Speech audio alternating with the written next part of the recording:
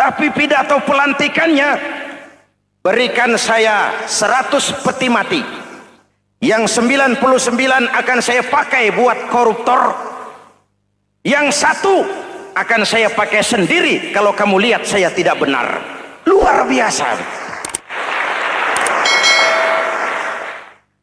Yang diperlukan sekarang ini keteladanan, hulama'uhum, sikap ngayomi, mencari jalan keluar, bukan memamerkan kekuasaan, memamerkan kekuatan, arogansi, menghormati perbedaan.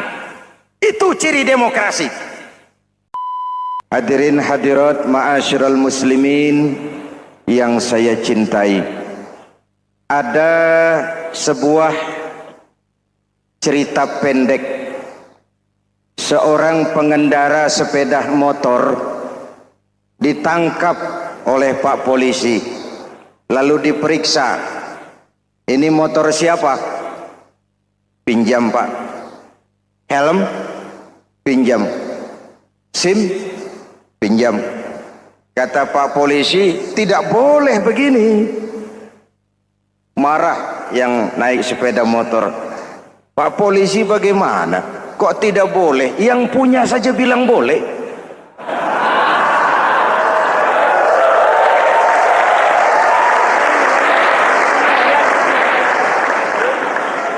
Cerita ini memberikan gambaran bagaimana masyarakat kita sekarang cenderung memboleh-bolehkan diri sendiri, melahirkan permissive society. Masyarakat serba boleh dengan ukuran sakarepe dewe. Itu sebabnya agama diturunkan. Dalam contoh yang indah, Rasul memberikan gambaran bahwa Islam ini bagaikan sebuah bangunan yang komponen pokoknya 5. Bunyal Islamu ala khamsin. Islam dibangun di atas 5 komponen pokok.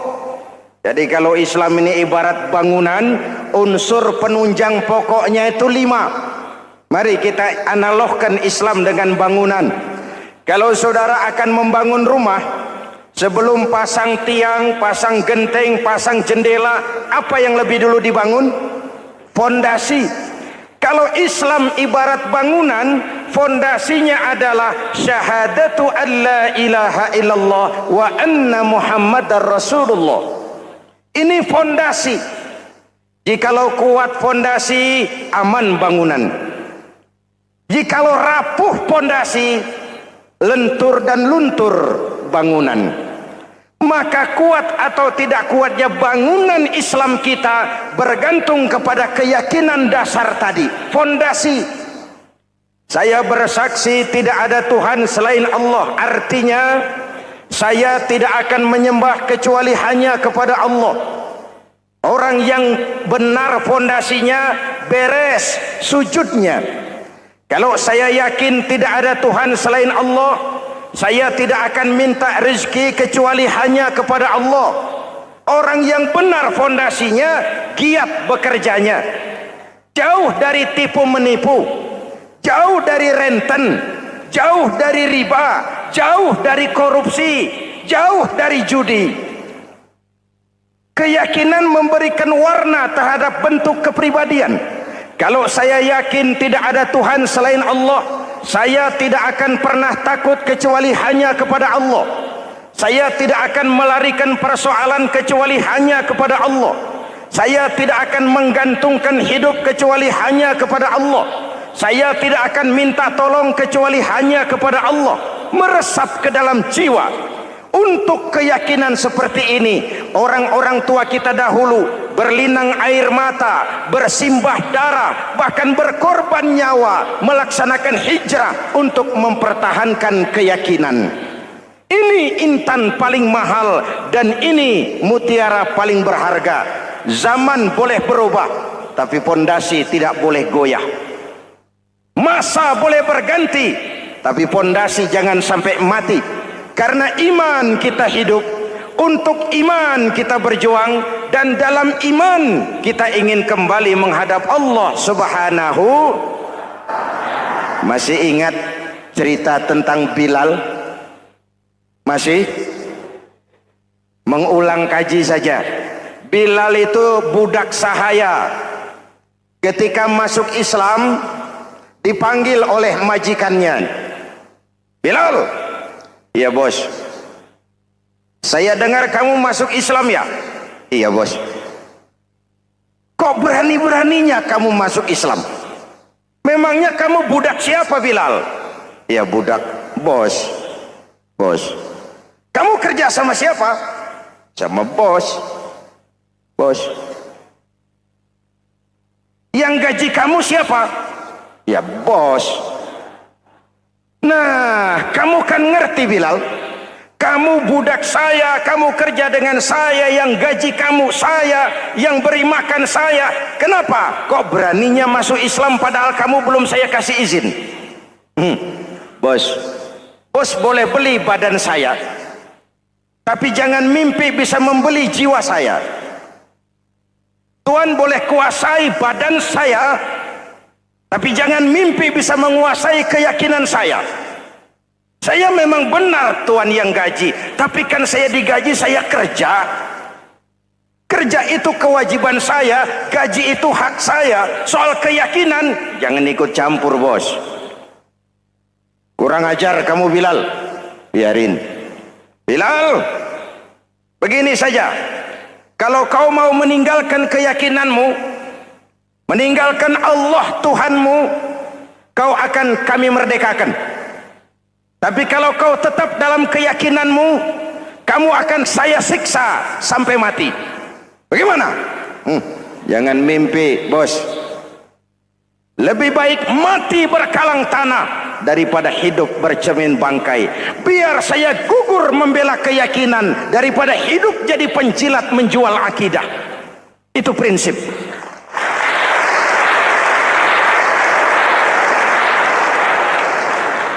Gendeng kamu. Ayo, siksa. Tangannya diikat, dihimpit dengan batu berat, dijemur dengan terik matahari padang pasir, terkelupas kulitnya, mengalir darah dari sekujur badannya, pecah bibirnya. Ayo Bilal, tetap bertuhan Allah dan kau akan mati di sini, atau kembali ke agama lama, kau jadi merdeka. Dari bibir yang pecah itu cuma keluar Allahu Ahad. Bilal budak badannya, merdeka jiwanya, maka namanya ditulis dengan tinta emas dalam sejarah. Kita zaman sekarang merdeka badan kita, tapi sering budak mental dan jiwa kita, maka sejarah tidak pernah mau mencatat kita.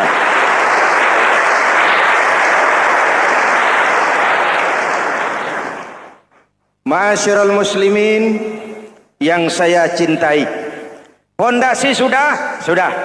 Lalu apa lagi? Mulai memancangkan tiang. Tiangnya 5. Ada tiang namanya zuhur, asar, maghrib, subuh, isya. Tetapi agar bangunan menjadi kuat, ada tiang-tiang tambahan. Namanya rawatib dan nawafil. Rawatib itu ba'diyah atau qobliyah, nawafil itu di luar itu. Agar bangunan menjadi kuat, dibentuk pribadi lewat solat. Apa filsafatnya? Pertama, solat itu simbol penyerahan total kepada Allah. Kita ini sudah kontrak. Innallaha astara minal mu'minina anfusahum wa amwalahum bi anna lahumul jannah. Allah telah membeli dari orang-orang mukmin diri mereka, harta mereka, bagi mereka adalah surga. Penjual kita orang beriman, pembeli Allah, dagangannya amwal dan anfus, harganya adalah surga. Jelas? Penyerahan total itu dimulai dengan takbiratul ihram. Shalli fardal isya, Allahu akbar. Arahkan mata ke tempat kita sujud. Jangan lupa kalau sudah di atas, lupa dengan yang di bawah. Sudah jadi genteng, petatang peteteng di atas.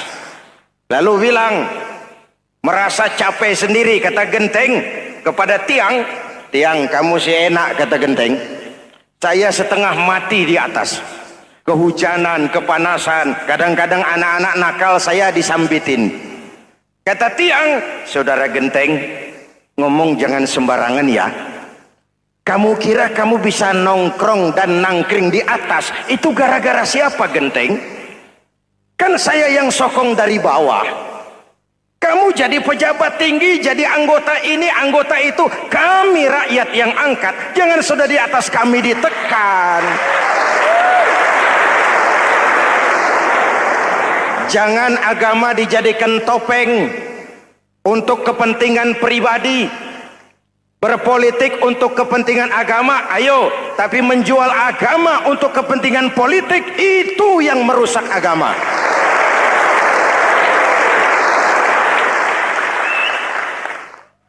Ini kan kita lagi prihatin sedang meluncur kasus Bulog Gate 2. Innalillahi wa inna ilaihi raji'un. Kita lihat sajalah para petinggi kita sekarang bagaimana menyikapi hukum. Sebab saya dengar ada bargaining, orang takut teriak maling sapi karena DE maling wedus. Tidak berani teriak ada maling sapi karena dia maling kambing. Yang lain maling ayam, dikumpulin ternyata maling semua.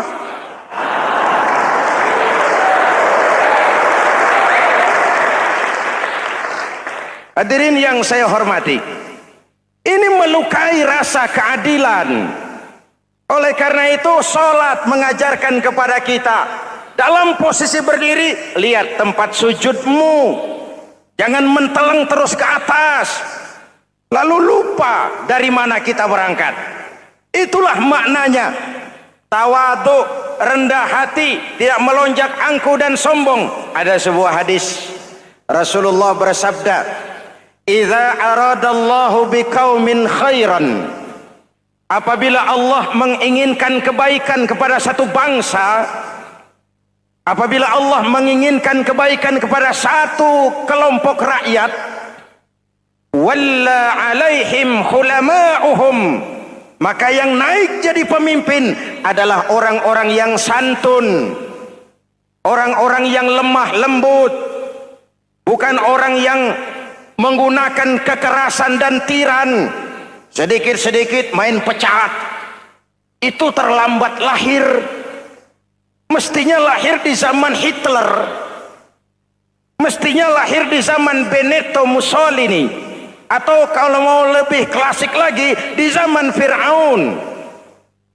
Kalau Allah menginginkan kebaikan kepada satu masyarakat, satu bangsa, satu negara, naiklah orang-orang yang santun, yang ngayomi, yang menjadi solusi dan jalan keluar untuk kepentingan rakyatnya, mampu memberikan keteladanan. Saya tertarik dengan pidato Presiden Cina pada saat dilantik. Cina, Presiden Cina pasti tidak tahu Pancasila,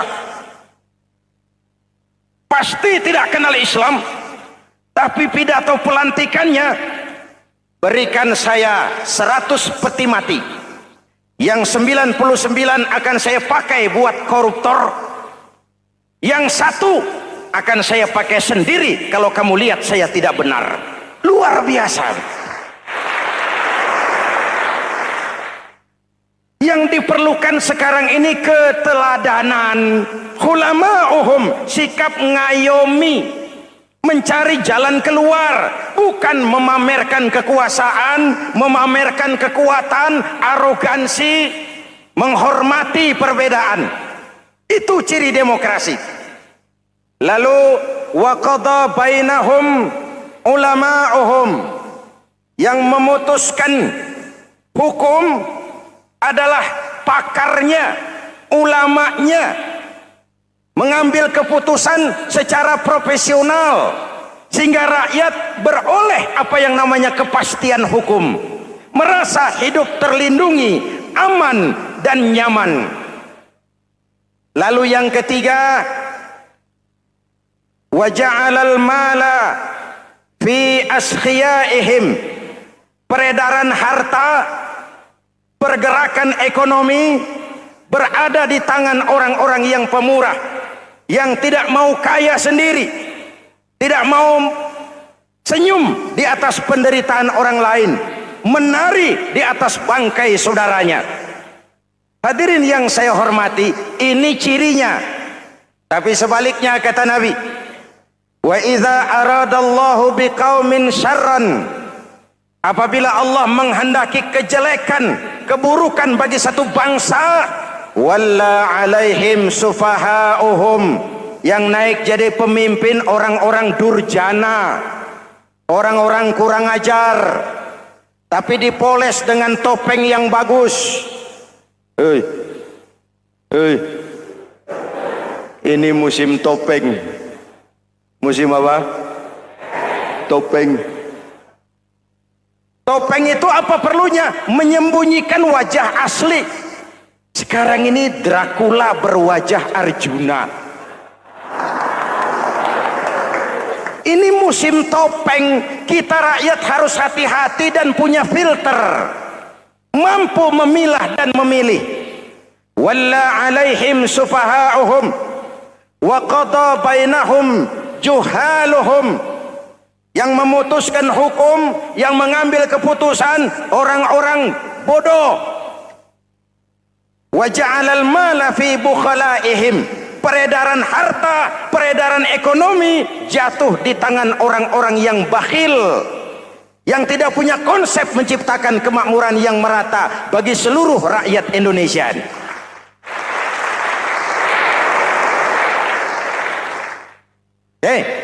Kita kembali kepada tiang. Ini kan lagi cerita tiang tadi ya. Kalau sedang berdiri, lihat tempat sujud, jangan menteleng terus ke atas. Terserang penyakit tamak bin rakus alias serakah. Nah, selesai. Anggota badan yang paling terhormat ini kepala. Ketika sujud, sama rendahnya dengan telapak kaki. Allahu Akbar, yang besar cuma Allah. Apa bedanya saya dengan saudara? Tidak ada, kecuali saya ngomong saudara dengerin. Kita sama-sama beribadah, sama-sama mencari nilai tambah di hadapan Allah. Apa saya lebih penting dari saudara? Belum tentu. Apa saya lebih hebat dari saudara? Belum tentu. Perasaan lebih penting, lebih hebat, lebih jago setan. Jelas? Ayo tundukkan kepala, dia sama rendahnya dengan telapak kaki kita. Yang besar cuma Allah. Allahu Akbar. Lalu diakhiri dengan menebarkan salam. Assalamualaikum warahmatullah. Assalamualaikum warahmatullah. Menebarkan salam, mewujudkan rasa aman, damai, bukan menimbulkan keresahan. Hadirin yang saya hormati, ini karakteristik kita. Selesai sholat, kembali ke masyarakat, ajaran salam diterjemahkan. Apa? Rasulullah sallallahu alaihi wasallam bersabda, "Ufsus salam, wasilul arham, wa at'imut ta'am, wa sallu bil laili wan nasu niyam, tadkhulul jannata bisalam." Pertama, ufsus salam, tebarkan salam. Tebarkan salam itu bukan cuma kalau ketemu orang assalamualaikum, assalamualaikum. Iya, itu zahirnya. Tetapi hidup di tengah masyarakat memberikan rasa aman, rasa damai, menjadi pengayom bagi lingkungan, menjadi rahmah bagi semesta. Dalam Islam jangankan manusia, binatang saja dilindungi kok. Betul? Betul? Coba kalau belajar istinja itu kan makruh buang air kecil di tanah yang berlubang. Kenapa?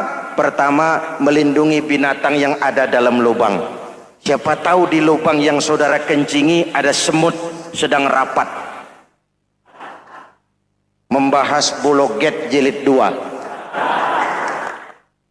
Apa dosanya lalu mati dikencingi? Ini namanya rahmatan lis semut.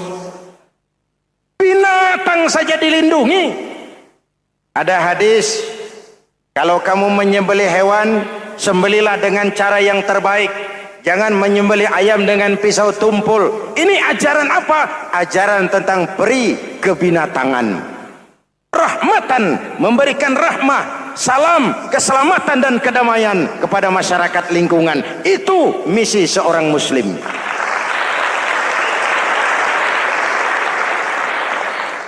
Hadirin hadirat ma'asyiral muslimin yang saya cintai, saya kembali kepada pesan Nabi tadi itu. Pertama, ufsus salam, sebarkan salam.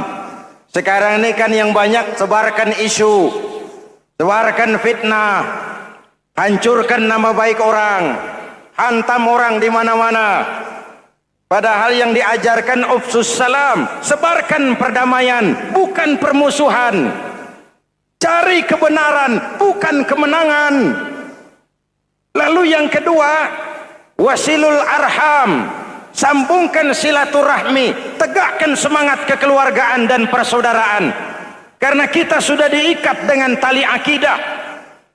Mari kita saling bertanya setelah lewat hari-hari yang dimana kita seperti saling berhadapan, seperti tercabut dari akar budaya kita sebagai bangsa. Semangat gotong royong, semangat kekeluargaan makin lentur dan luntur, dan perlu kita angkat kembali ke permukaan. Silul arham, sambungkan semangat silaturahmi. Wa at'imut ta'am, berikan makan orang-orang yang kelaparan. Mempunyai kepekaan dan kepedulian. Jangan menari di atas penderitaan orang, jangan tersenyum di atas isak tangis tetangga. At'imut ta'am, mempunyai kepedulian yang tinggi. Wasallu bil laili wan nasu niyam, bangunlah di keheningan malam ketika orang sedang tidur. Istilah saya, kalau mau telepon Allah, jangan lupa nomor teleponnya itu 44342. Jumlahnya 17. Zuhur, asar, maghrib, isya, subuh 44342. Jangan ragu-ragu, kalau angka cukup telepon sambung. Kalau angka kurang, hati-hati salah sambung. Pak, mau sambung yang lebih cepat bagaimana?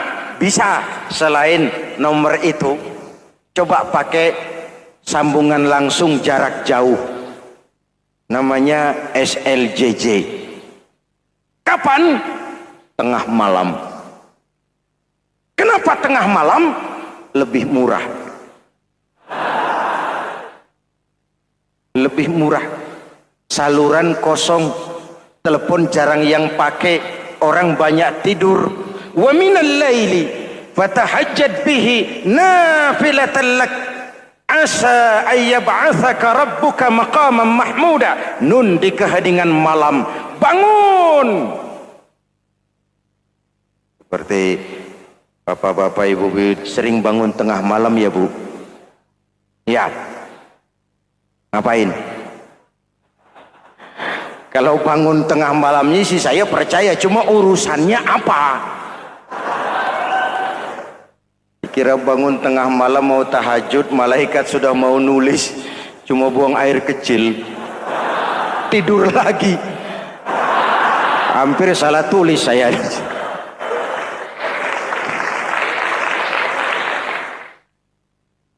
Baik, fondasi sudah Pak, tiang siap.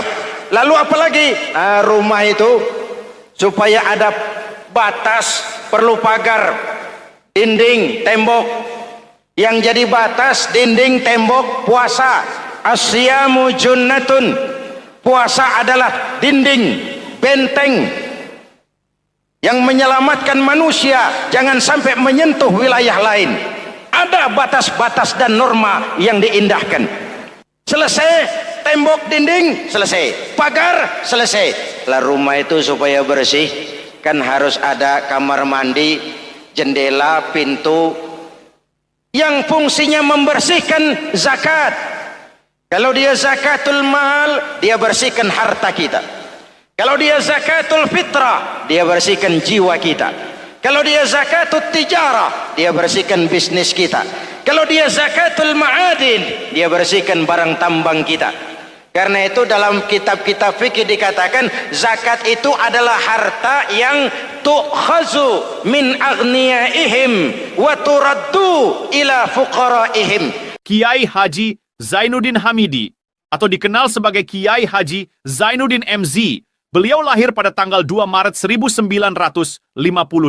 Kiai Haji Zainuddin MZ adalah seorang pemuka agama Islam di Indonesia yang populer melalui ceramahnya di radio dan televisi. Julukannya adalah Dai Berjuta Umat karena dakwahnya yang dapat menyentuh seluruh lapisan masyarakat. Dan ia pernah menjabat sebagai Ketua Umum Partai Bintang Reformasi, kemudian digantikan oleh Bursah Zarnubi. Kiai Haji Zainuddin MZ merupakan anak tunggal buah cinta pasangan Turmuzi dan Zainabun dari keluarga Betawi asli.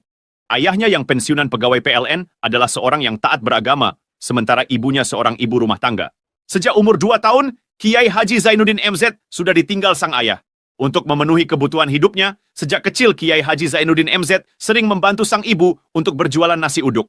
Selama 6 tahun Kiai Haji Zainuddin MZ mengenyam pendidikan di bawah asuhan Kiai Haji Idam Chalid, ulama karismatik asal Kalimantan, sekaligus politisi ulung yang pernah menjabat sebagai Ketua MPR dan Ketua DPR pada periode 1971 sampai 1977.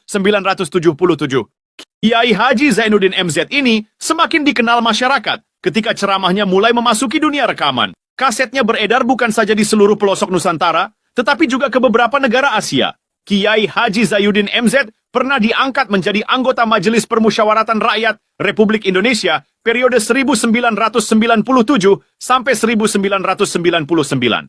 Beliau pernah mengisi di suatu acara TV, seperti acara Tabligh Akbar Ramadan, Indosiar mulai dari tahun 2000 sampai tahun 2001. Acara TV pengantar sahur dan berbuka puasa, Indosiar, dari tahun 1999 sampai 2002. Dakwah puasa acara TV SCTV dari tahun 1991 sampai 2001. Kiai Haji Zainuddin MZ meninggal dunia pada 5 Juli 2011 dalam perjalanan menuju Rumah Sakit Pusat Pertamina karena serangan jantung dan gula darah. Ia meninggal setelah sarapan bersama keluarga di rumahnya Gandaria 1, Kebayoran Baru, Jakarta Selatan. Itulah biografi singkat dari beliau. Mari kita kirimkan Al-Fatihah untuk beliau, Kiai Haji Zainuddin MZ. Jikalau kuat fondasi, aman bangunan. Jikalau rapuh pondasi, lentur dan luntur bangunan. Maka kuat atau tidak kuatnya bangunan Islam kita bergantung kepada keyakinan dasar tadi, fondasi. Saya bersaksi tidak ada Tuhan selain Allah. Artinya, saya tidak akan menyembah kecuali hanya kepada Allah. Orang yang benar fondasinya beres sujudnya. Kalau saya yakin tidak ada Tuhan selain Allah, saya tidak akan minta rezeki kecuali hanya kepada Allah. Orang yang benar fondasinya, giat bekerjanya. Jauh dari tipu menipu, jauh dari renten, jauh dari riba, jauh dari korupsi, jauh dari judi. Keyakinan memberikan warna terhadap bentuk kepribadian. Kalau saya yakin tidak ada Tuhan selain Allah, saya tidak akan pernah takut kecuali hanya kepada Allah. Saya tidak akan melarikan persoalan kecuali hanya kepada Allah. Saya tidak akan menggantungkan hidup kecuali hanya kepada Allah. Saya tidak akan minta tolong kecuali hanya kepada Allah. Meresap ke dalam jiwa. Untuk keyakinan seperti ini, orang-orang tua kita dahulu berlinang air mata, bersimbah darah, bahkan berkorban nyawa, melaksanakan hijrah untuk mempertahankan keyakinan. Ini intan paling mahal dan ini mutiara paling berharga. Zaman boleh berubah, tapi pondasi tidak boleh goyah. Masa boleh berganti, tapi pondasi jangan sampai mati. Karena iman kita hidup, untuk iman kita berjuang, dan dalam iman kita ingin kembali menghadap Allah Subhanahu. Masih ingat cerita tentang Bilal? Masih? Mengulang kaji saja. Bilal itu budak sahaya. Ketika masuk Islam, dipanggil oleh majikannya. Bilal, iya bos. Saya dengar kamu masuk Islam ya? Iya bos. Kok berani-beraninya kamu masuk Islam? Memangnya kamu budak siapa Bilal? Iya budak bos. Bos. Kamu kerja sama siapa? Sama bos. Bos. Yang gaji kamu siapa? Ya bos. Nah, kamu kan ngerti Bilal. Kamu budak saya, kamu kerja dengan saya, yang gaji kamu saya, yang beri makan saya. Kenapa? Kok beraninya masuk Islam padahal kamu belum saya kasih izin? Bos, bos boleh beli badan saya, tapi jangan mimpi bisa membeli jiwa saya. Tuhan boleh kuasai badan saya, tapi jangan mimpi bisa menguasai keyakinan saya. Saya memang benar Tuhan yang gaji, tapi kan saya digaji, saya kerja. Kerja itu kewajiban saya, gaji itu hak saya. Soal keyakinan, jangan ikut campur bos. Kurang ajar kamu Bilal. Biarin. Bilal, begini saja. Kalau kau mau meninggalkan keyakinanmu, meninggalkan Allah Tuhanmu, kau akan kami merdekakan. Tapi kalau kau tetap dalam keyakinanmu, kamu akan saya siksa sampai mati. Bagaimana? Jangan mimpi, bos. Lebih baik mati berkalang tanah daripada hidup bercermin bangkai. Biar saya gugur membela keyakinan daripada hidup jadi penjilat menjual akidah. Itu prinsip.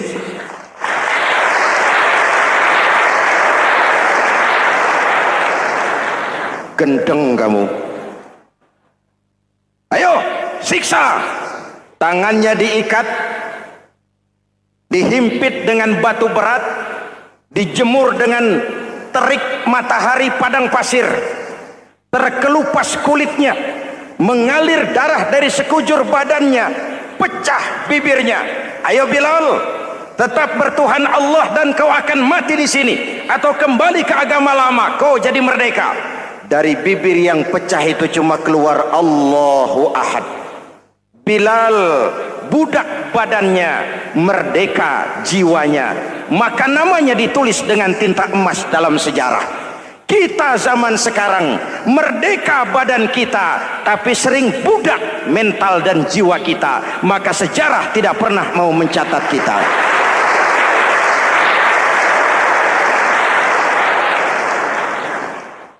Masyarul muslimin yang saya cintai, fondasi sudah.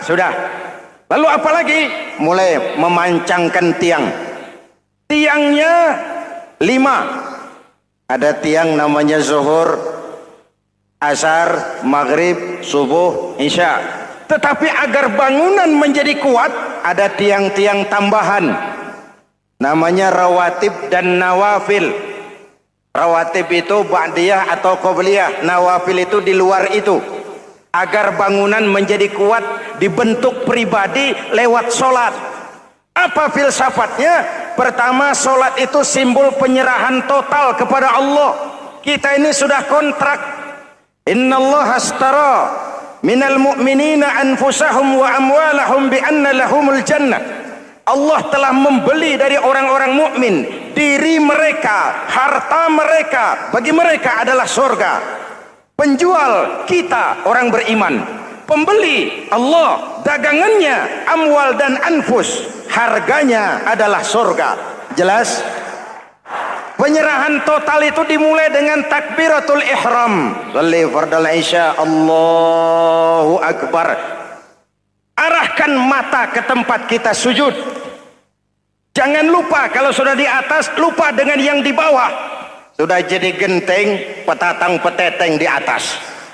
Lalu bilang, merasa capek sendiri, kata genteng kepada tiang. Tiang, kamu sih enak, kata genteng. Saya setengah mati di atas. Kehujanan, kepanasan, kadang-kadang anak-anak nakal saya disambitin. Kata tiang, saudara genteng, ngomong jangan sembarangan ya. Kamu kira kamu bisa nongkrong dan nangkring di atas, itu gara-gara siapa genteng? Kan saya yang sokong dari bawah. Kamu jadi pejabat tinggi, jadi anggota ini, anggota itu. Kami rakyat yang angkat, jangan sudah di atas kami ditekan. Jangan agama dijadikan topeng untuk kepentingan pribadi. Berpolitik untuk kepentingan agama, ayo. Tapi menjual agama untuk kepentingan politik, itu yang merusak agama.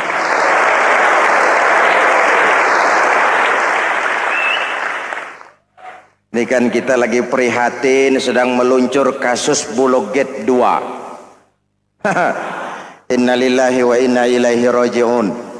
Kita lihat sajalah para petinggi kita sekarang bagaimana menyikapi hukum. Sebab saya dengar ada bargaining, orang takut teriak maling sapi karena DE maling wedus. Tidak berani teriak ada maling sapi karena dia maling kambing. Yang lain maling ayam, dikumpulin ternyata maling semua.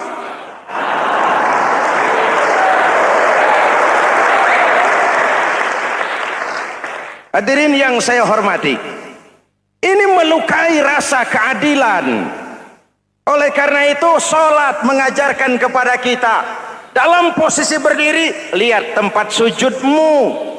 Jangan menteleng terus ke atas, lalu lupa dari mana kita berangkat.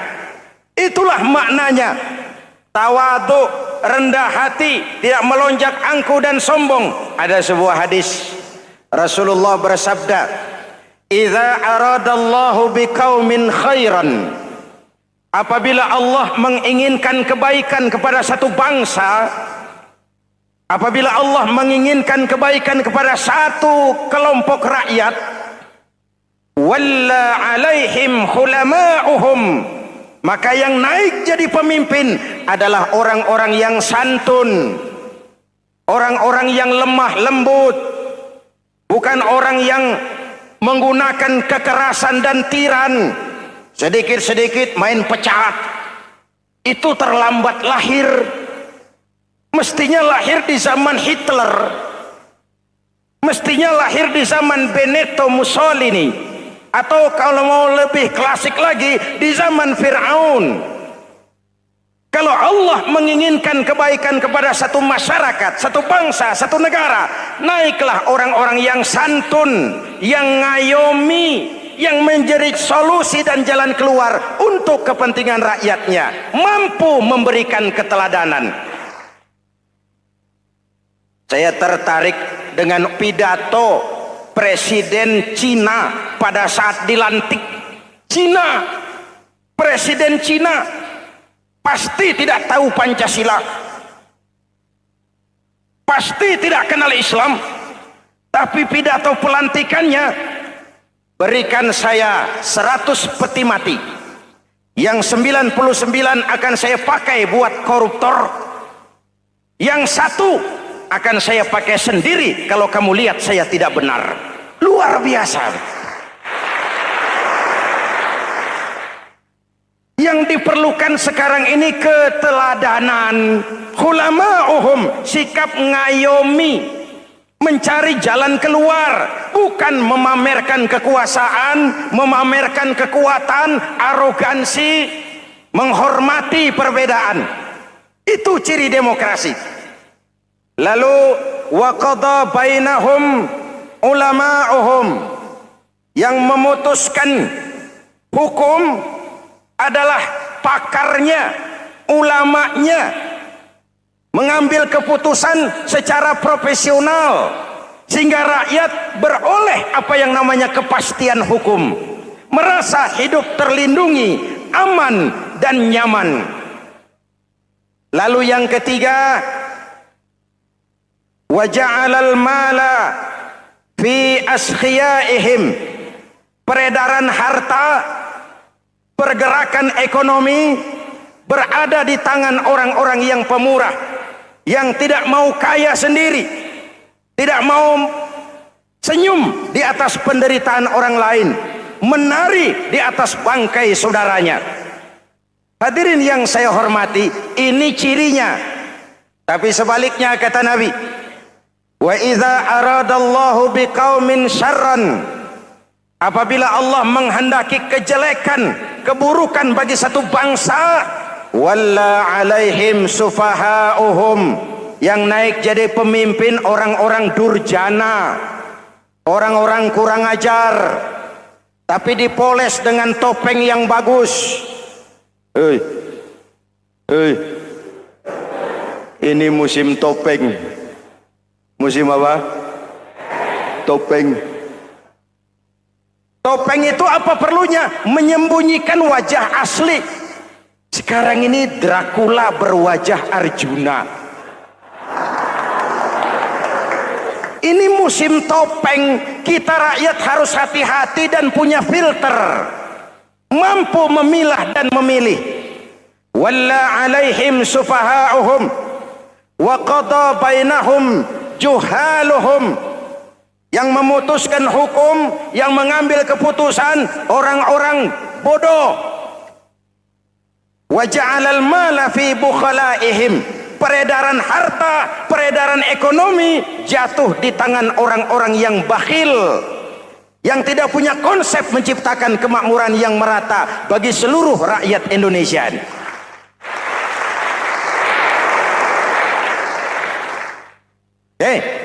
Kita kembali kepada tiang. Ini kan lagi cerita tiang tadi ya.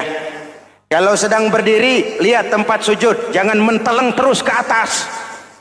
Terserang penyakit tamak bin rakus alias serakah. Nah, selesai. Anggota badan yang paling terhormat ini kepala. Ketika sujud, sama rendahnya dengan telapak kaki. Allahu Akbar, yang besar cuma Allah. Apa bedanya saya dengan saudara? Tidak ada, kecuali saya ngomong saudara dengerin. Kita sama-sama beribadah, sama-sama mencari nilai tambah di hadapan Allah.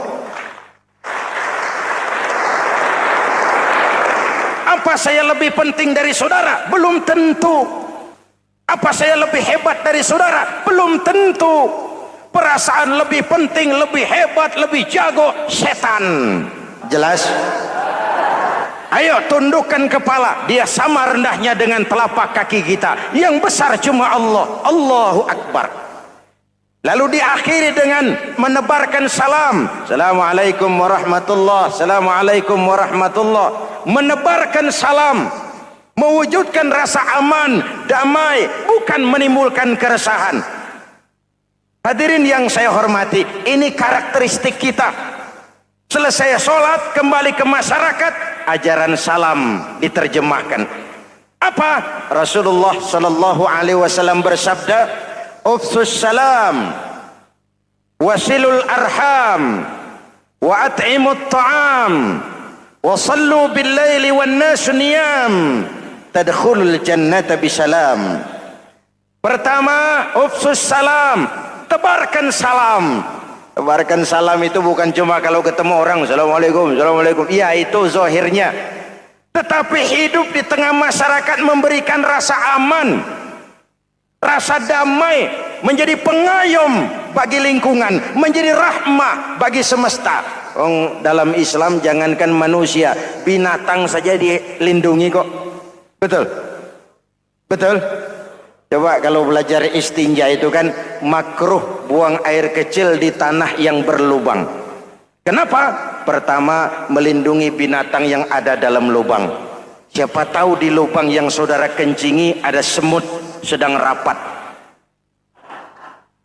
Membahas Buloget jilid 2. Apa dosanya lalu mati dikencingi?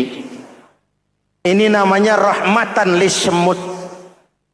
Binatang saja dilindungi. Ada hadis, kalau kamu menyembelih hewan, sembelilah dengan cara yang terbaik.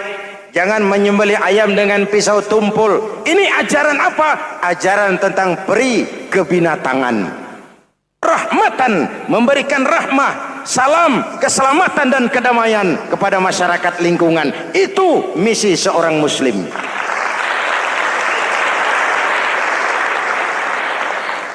Hadirin, hadirat, ma'asyiral muslimin yang saya cintai.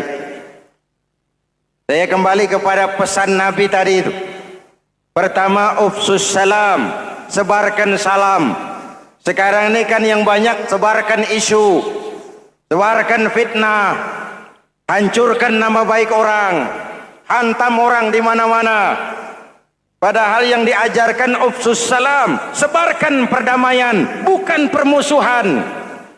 Cari kebenaran, bukan kemenangan. Lalu yang kedua, wasilul arham, sambungkan silaturahmi, tegakkan semangat kekeluargaan dan persaudaraan. Karena kita sudah diikat dengan tali akidah. Mari kita saling bertanya setelah lewat hari-hari yang dimana kita seperti saling berhadapan, seperti tercabut dari akar budaya kita sebagai bangsa.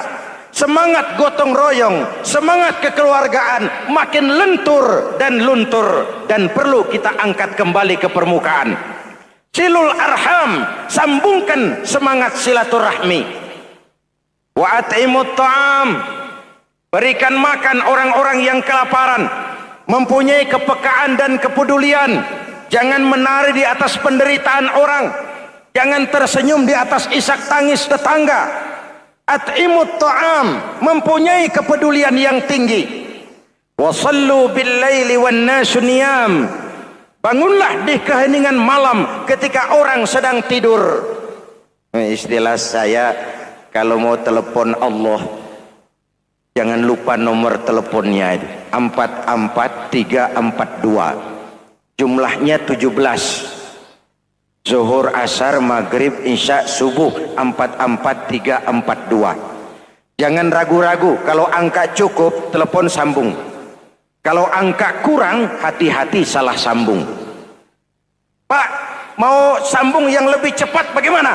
Bisa. Selain nomor itu, coba pakai sambungan langsung jarak jauh, namanya SLJJ.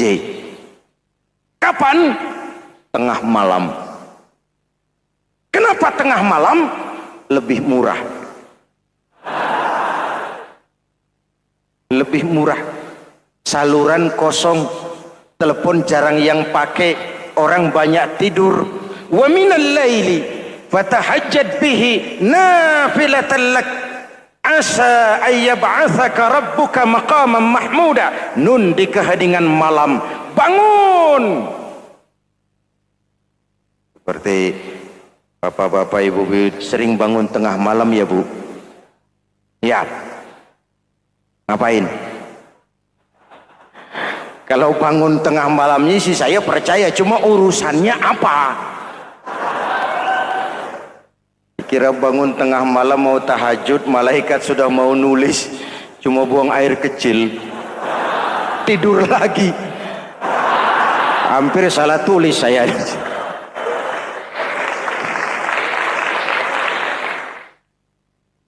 Baik, fondasi sudah Pak, tiang siap, lalu apa lagi? Nah, rumah itu supaya ada batas, perlu pagar, dinding, tembok. Yang jadi batas, dinding, tembok, puasa. Asyamu junnatun, puasa adalah dinding, benteng yang menyelamatkan manusia jangan sampai menyentuh wilayah lain. Ada batas-batas dan norma yang diindahkan. Selesai, tembok, dinding, selesai. Pagar, selesai. Lah rumah itu supaya bersih, kan harus ada kamar mandi, jendela, pintu, yang fungsinya membersihkan zakat. Kalau dia zakatul mal, dia bersihkan harta kita. Kalau dia zakatul fitrah, dia bersihkan jiwa kita. Kalau dia zakatul tijarah, dia bersihkan bisnis kita. Kalau dia zakatul ma'adin, dia bersihkan barang tambang kita. Karena itu dalam kitab-kitab fikih dikatakan zakat itu adalah harta yang tu'khazu min aghniyaihim wa turaddu ila fuqaraihim. Jikalau kuat fondasi, aman bangunan. Jikalau rapuh fondasi, lentur dan luntur bangunan. Maka kuat atau tidak kuatnya bangunan Islam kita bergantung kepada keyakinan dasar tadi, fondasi. Saya bersaksi tidak ada Tuhan selain Allah, artinya saya tidak akan menyembah kecuali hanya kepada Allah. Orang yang benar fondasinya beres sujudnya. Kalau saya yakin tidak ada Tuhan selain Allah, Saya tidak akan minta rezeki kecuali hanya kepada Allah. Orang yang benar fondasinya, giat bekerjanya, jauh dari tipu menipu, jauh dari renten, jauh dari riba, jauh dari korupsi, jauh dari judi. Keyakinan memberikan warna terhadap bentuk kepribadian. Kalau saya yakin tidak ada Tuhan selain Allah, saya tidak akan pernah takut kecuali hanya kepada Allah. Saya tidak akan melarikan persoalan kecuali hanya kepada Allah. Saya tidak akan menggantungkan hidup kecuali hanya kepada Allah. Saya tidak akan minta tolong kecuali hanya kepada Allah. Meresap ke dalam jiwa. Untuk keyakinan seperti ini, orang-orang tua kita dahulu berlinang air mata, bersimbah darah, bahkan berkorban nyawa, melaksanakan hijrah untuk mempertahankan keyakinan.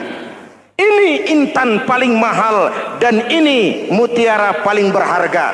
Zaman boleh berubah, tapi pondasi tidak boleh goyah. Masa boleh berganti, tapi pondasi jangan sampai mati. Karena iman kita hidup, untuk iman kita berjuang, dan dalam iman kita ingin kembali menghadap Allah Subhanahu. Masih ingat cerita tentang Bilal? Masih? Mengulang kaji saja. Bilal itu budak sahaya. Ketika masuk Islam, dipanggil oleh majikannya. Bilal, iya bos. Saya dengar kamu masuk Islam ya? Iya bos. Kok berani-beraninya kamu masuk Islam? Memangnya kamu budak siapa Bilal? Iya budak bos. Bos. Kamu kerja sama siapa? Sama bos. Bos. Yang gaji kamu siapa? Ya bos.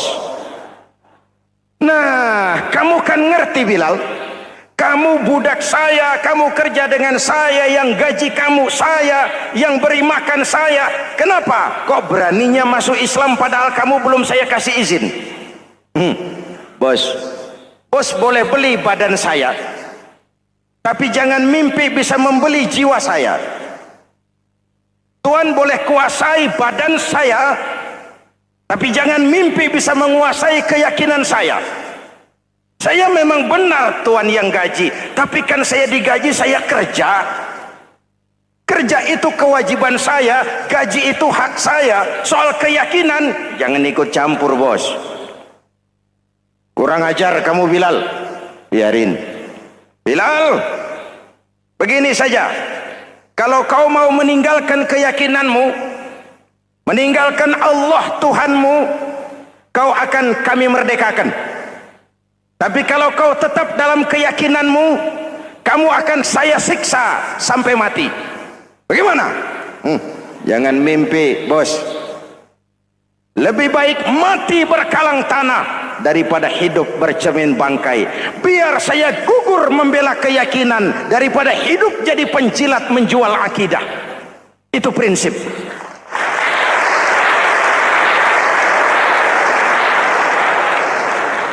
Gendeng kamu. Ayo siksa. Tangannya diikat, dihimpit dengan batu berat, dijemur dengan terik matahari padang pasir, terkelupas kulitnya, mengalir darah dari sekujur badannya, pecah bibirnya. Ayo Bilal, tetap bertuhan Allah dan kau akan mati di sini, atau kembali ke agama lama, kau jadi merdeka. Dari bibir yang pecah itu cuma keluar Allahu Ahad. Bilal budak badannya, merdeka jiwanya, maka namanya ditulis dengan tinta emas dalam sejarah. Kita zaman sekarang merdeka badan kita, tapi sering budak mental dan jiwa kita, maka sejarah tidak pernah mau mencatat kita.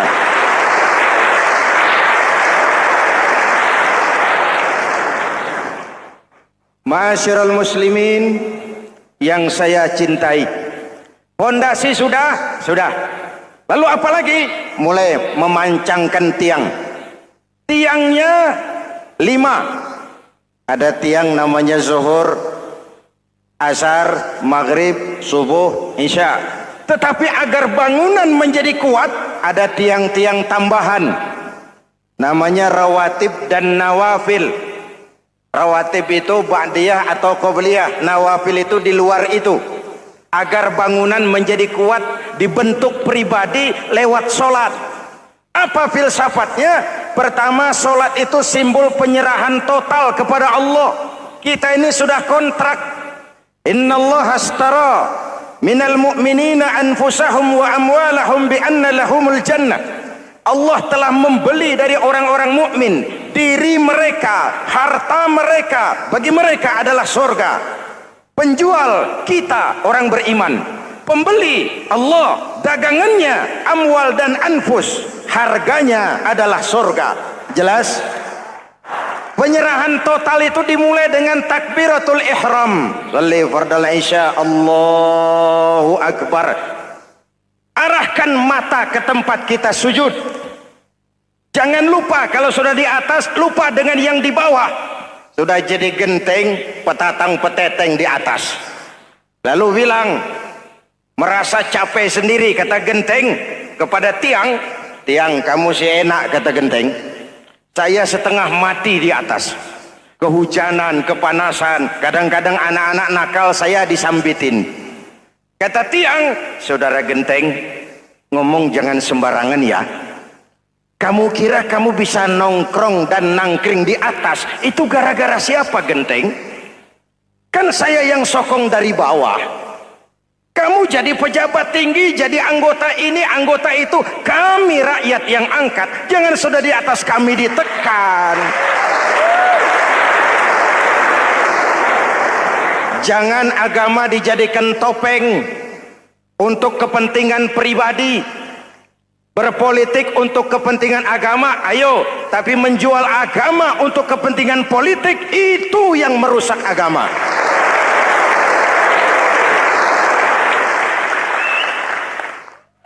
Ini kan kita lagi prihatin, sedang meluncur kasus Bulog Gate 2. Innalillahi wa inna ilaihi raji'un. Kita lihat sajalah para petinggi kita sekarang bagaimana menyikapi hukum. Sebab saya dengar ada bargaining, orang takut teriak maling sapi karena DE maling wedus. Tidak berani teriak ada maling sapi karena dia maling kambing. Yang lain maling ayam, dikumpulin ternyata maling semua.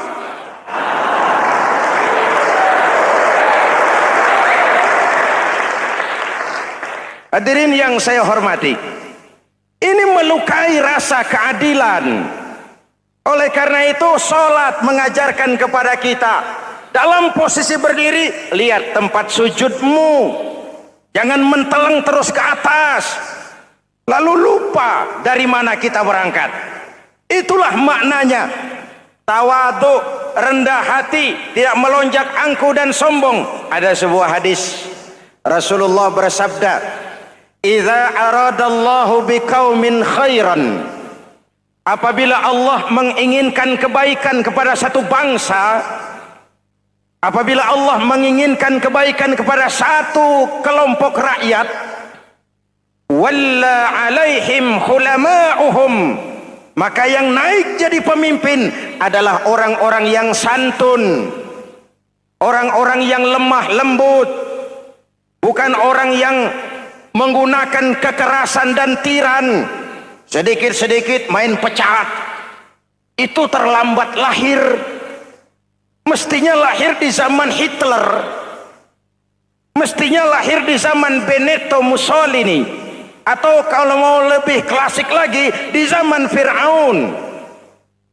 Kalau Allah menginginkan kebaikan kepada satu masyarakat, satu bangsa, satu negara, naiklah orang-orang yang santun, yang ngayomi, yang menjadi solusi dan jalan keluar untuk kepentingan rakyatnya, mampu memberikan keteladanan. Saya tertarik dengan pidato Presiden Cina pada saat dilantik. Cina, Presiden Cina pasti tidak tahu Pancasila, pasti tidak kenal Islam, Tapi pidato pelantikannya, berikan saya 100 peti mati, yang 99 akan saya pakai buat koruptor, yang satu akan saya pakai sendiri kalau kamu lihat saya tidak benar. Luar biasa. Yang diperlukan sekarang ini keteladanan. Hulama'uhum, sikap ngayomi, mencari jalan keluar, bukan memamerkan kekuasaan, memamerkan kekuatan, arogansi, menghormati perbedaan. Itu ciri demokrasi. Lalu wa qada bainahum ulama'uhum, yang memutuskan hukum adalah pakarnya, ulamanya, mengambil keputusan secara profesional sehingga rakyat beroleh apa yang namanya kepastian hukum, merasa hidup terlindungi, aman dan nyaman. Lalu yang ketiga, wa ja'alal mala fi askhiyaihim, peredaran harta, pergerakan ekonomi berada di tangan orang-orang yang pemurah, yang tidak mau kaya sendiri, tidak mau senyum di atas penderitaan orang lain, menari di atas bangkai saudaranya. Hadirin yang saya hormati, ini cirinya. Tapi sebaliknya kata Nabi, wa idza aradallahu biqaumin syarran, apabila Allah menghendaki kejelekan, keburukan bagi satu bangsa, walla alaihim sufaha'uhum, yang naik jadi pemimpin orang-orang durjana, orang-orang kurang ajar, tapi dipoles dengan topeng yang bagus. Ini musim topeng. Musim apa? Topeng. Topeng itu apa perlunya? Menyembunyikan wajah asli. Sekarang ini Dracula berwajah Arjuna. Ini musim topeng. Kita rakyat harus hati-hati dan punya filter, mampu memilah dan memilih. Walla alaihim sufaha'uhum wa qada bainahum juhaluhum, yang memutuskan hukum, yang mengambil keputusan orang-orang bodoh. Wa ja'alal mala fi bukhalaihim, peredaran harta, peredaran ekonomi jatuh di tangan orang-orang yang bakhil, yang tidak punya konsep menciptakan kemakmuran yang merata bagi seluruh rakyat Indonesia.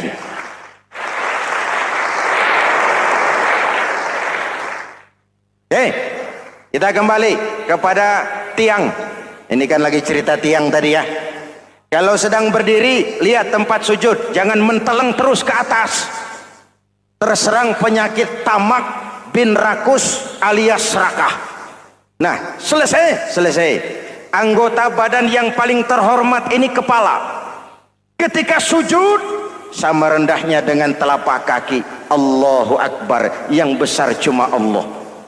Apa bedanya saya dengan saudara? Tidak ada, kecuali saya ngomong saudara dengerin. Kita sama-sama beribadah, sama-sama mencari nilai tambah di hadapan Allah.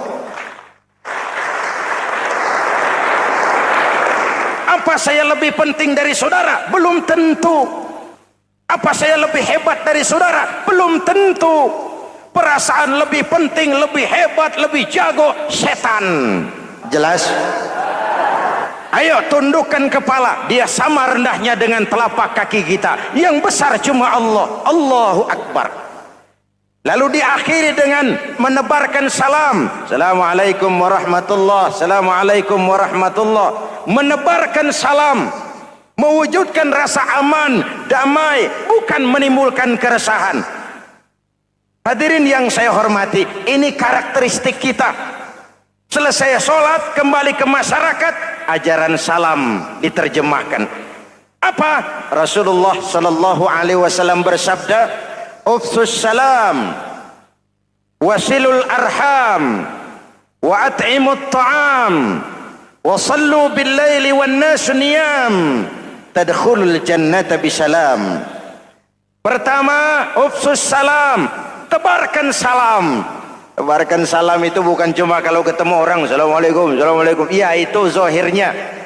Tetapi hidup di tengah masyarakat memberikan rasa aman, rasa damai, menjadi pengayom bagi lingkungan, menjadi rahmah bagi semesta. Dalam Islam jangankan manusia, binatang saja dilindungi kok. Betul? Betul? Coba kalau belajar istinja itu kan makruh buang air kecil di tanah yang berlubang. Kenapa? Pertama, melindungi binatang yang ada dalam lubang.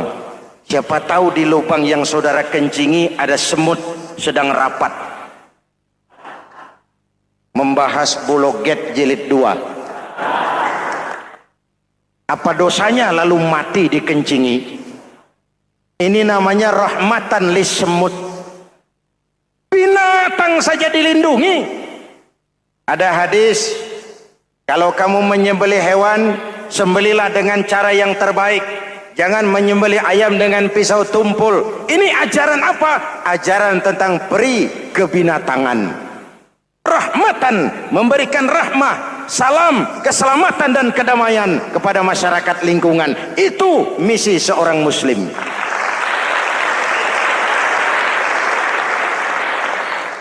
Hadirin hadirat ma'asyiral muslimin yang saya cintai, saya kembali kepada pesan Nabi tadi itu. Pertama, ufsus salam, sebarkan salam. Sekarang ini kan yang banyak sebarkan isu, sebarkan fitnah, hancurkan nama baik orang, hantam orang di mana-mana. Padahal yang diajarkan ufsus salam, sebarkan perdamaian, bukan permusuhan. Cari kebenaran, bukan kemenangan. Lalu yang kedua, wasilul arham, sambungkan silaturahmi, tegakkan semangat kekeluargaan dan persaudaraan. Karena kita sudah diikat dengan tali akidah. Mari kita saling bertanya setelah lewat hari-hari yang dimana kita seperti saling berhadapan, seperti tercabut dari akar budaya kita sebagai bangsa. Semangat gotong royong, semangat kekeluargaan makin lentur dan luntur, dan perlu kita angkat kembali ke permukaan. Silul arham, sambungkan semangat silaturahmi. Wa at'imut ta'am, berikan makan orang-orang yang kelaparan. Mempunyai kepekaan dan kepedulian. Jangan menari di atas penderitaan orang. Jangan tersenyum di atas isak tangis tetangga. At'imut ta'am, mempunyai kepedulian yang tinggi. Wasallu bil laili wan nasu niyam, bangunlah di keheningan malam ketika orang sedang tidur. Istilah saya, kalau mau telepon Allah, jangan lupa nomor teleponnya itu 44342. Jumlahnya 17. Zuhur, asar, maghrib, isya, subuh 44342. Jangan ragu-ragu. Kalau angka cukup, telepon sambung. Kalau angka kurang, hati-hati salah sambung. Pak, mau sambung yang lebih cepat bagaimana? Bisa. Selain nomor itu, coba pakai sambungan langsung jarak jauh. Namanya SLJJ. Kapan? Tengah malam. Kenapa tengah malam? Lebih murah. Lebih murah. Saluran kosong, telepon jarang yang pakai, orang banyak tidur. Wa minal laili fatahajjad bihi nafilatan lak asa ayyab'atsaka rabbuka maqaman mahmuda. Nun, di keheningan malam bangun. Seperti bapak-bapak, ibu-ibu sering bangun tengah malam ya Bu? Ya. Ngapain? Kalau bangun tengah malamnya sih saya percaya, cuma urusannya apa?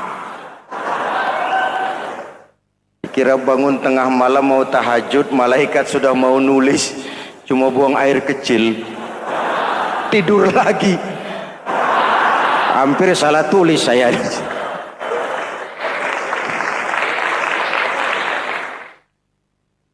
Baik.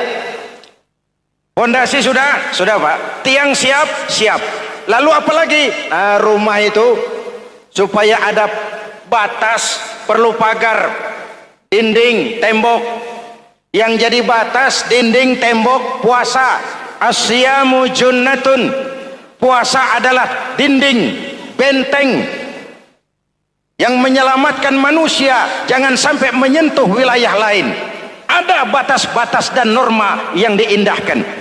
Selesai, tembok, dinding, selesai. Pagar, selesai. Lah rumah itu supaya bersih kan harus ada kamar mandi, jendela, pintu yang fungsinya membersihkan zakat. Kalau dia zakatul mal, dia bersihkan harta kita. Kalau dia zakatul fitrah, dia bersihkan jiwa kita. Kalau dia zakatul tijarah, dia bersihkan bisnis kita. Kalau dia zakatul ma'adin, dia bersihkan barang tambang kita. Karena itu dalam kitab-kitab fikih dikatakan zakat itu adalah harta yang tu'khazu min aghniyaihim wa turaddu ila fuqaraihim.